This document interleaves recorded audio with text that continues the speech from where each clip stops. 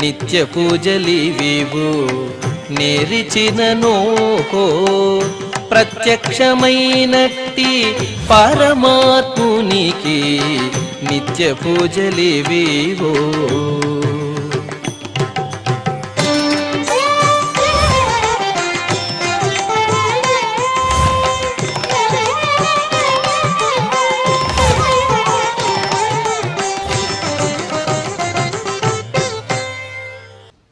ఓం నమో వెంకటేశాయ.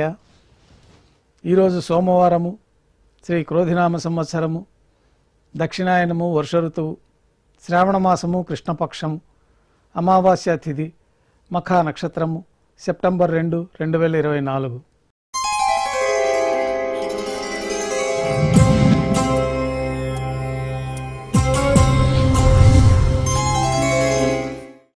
మాధ్యాహ్నిక ఆరాధనలో భాగంగా బంగారు పంచపాత్రలో శుద్ధ తోయాన్ని నింపుకొని స్వామివారికి ఉపచారాలు సమర్పించి తులసీదళములతో అష్టోత్తర శతనామాలతో అర్చన నిర్వహించి మాధ్యాహ్నిక నైవేద్యంలో భాగంగా అన్నప్రసాదాలు, పన్యారాలు, ఘంటానాదం మధ్య నైవేద్యంగా సమర్పించి భక్తులని సర్వదర్శనానికి అనుమతిస్తారు.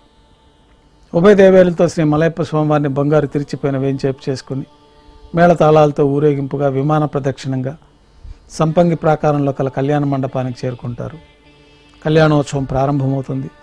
పుణ్యాహవాచనము, అంకురార్పణ, రక్షాబంధనము, అగ్నిప్రతిష్ఠ, స్వామివారికి అమ్మవారికి కళ్యాణం సందర్భంగా నూతన పట్టు వస్త్రాల సమర్పణ, మహాసంకల్ప పఠనం, మాంగళ్యాలకు అభిషేకం, మాంగళ్యాలకు ఆరాధన పూర్తయిన తర్వాత స్వామివారి తరఫున అమ్మవార్లకి మాంగళ్యాల సమర్పణ.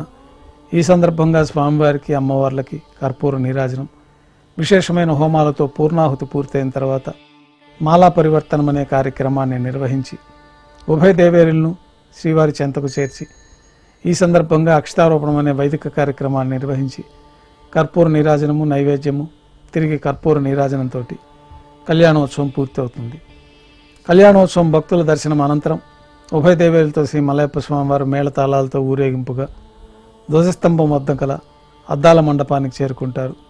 వేదపారాయణ నడుమ ఊంజలి సేవ నిర్వహించి కర్పూర నీరాజనంతో ఊంజలి సేవ సంపూర్ణమయ్యి భక్తుల దర్శనం అనంతరం ఉభయ దేవేలతో శ్రీ మలయప్ప స్వామివారు మేళతాళాలతో ఊరేగింపుగా ఆలయం వెలుపల కల వైభవోత్సవ మండపానికి చేరుకుంటారు.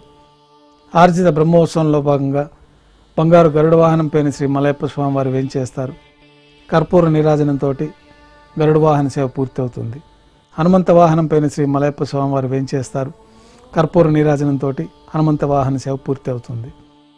పెద్ద శేషవాహనం పైన శ్రీ మలయప్ప స్వామివారు వేంచేస్తారు. కర్పూర నీరాజనంతో పెద్ద శేషవాహన సేవ పూర్తి అవుతుంది. ఉభయ దేవేరులతో కలిపి శ్రీ మలయప్ప స్వామివారికి బంగారు తిరిచిపోయిన కర్పూర నీరాజన సమర్పణతోటి ఆర్జిత బ్రహ్మోత్సవం పూర్తి అవుతుంది.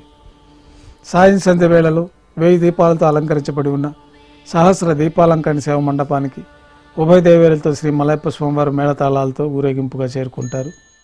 వేదం, గానం, నాదం నడుమ సహస్ర దీపాలంకరణ సేవ జరిపి నక్షత్ర నీరాజనము, కర్పూర నీరాజనము సమర్పణ తర్వాత ఉభయ దేవేరులతో శ్రీ మలయప్ప స్వామివారు బంగారు తిరిచిపోయిన మేళతాళాలతో ఊరేగింపుగా 4 తిరువీధుల ఉత్సవం జరుపుకొని ఆలయంలో వేంచేస్తారు. ఆలయంలో నైవేద్యం పూర్తయిన తర్వాత గర్భాలయంలో వేంచేస్తారు. వెంటనే తోమాల సేవ ప్రారంభమవుతుంది.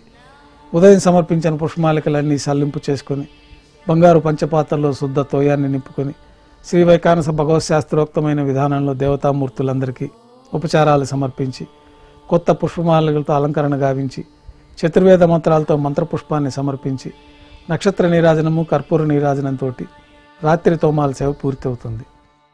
తులసీదళములతో అష్టోత్తర శతనామాలతో అర్చన నిర్వహించి రాత్రి నైవేద్యంలో భాగంగా అన్నప్రసాదాలు, పన్యారాలు, దోశ, ఘంటానాదం మధ్య నైవేద్యంగా సమర్పించి తిరువీస నైవేద్యం పూర్తయిన తర్వాత భక్తులని సర్వదర్శనానికి అనుమతిస్తారు. కొద్ది విరామం తర్వాత రాత్రి సమర్పించిన పుష్పమాలకలన్నీ సళ్లింపు చేసుకొని గర్భాలయాన్ని శుద్ధి చేసుకొని ఏకాంత సేవలో భాగంగా బంగారు పట్టు పాన్పుని ఏర్పరిచి ఈ ఏకాంత సేవ సందర్భంగా బ్రహ్మ తిరువారాధన కోసమై బంగారు బిందెలోని తీర్థాన్ని బంగారు పంచపాత్రలోకి సమర్పణ గావించి ఏకాంత సేవలో ఉన్న కౌతుక బేరమైన శ్రీ భోగ శ్రీనివాసమూర్తి వారికి దారోష్ణమైన గోక్షీరము సమర్పించి జీడిపప్పు, పాలు, పండ్లు నైవేద్యంగా సమర్పించి కర్పూర నీరాజనంతో ఏకాంత సేవ పూర్తి అవుతుంది. ఓం నమో వెంకటేశాయ.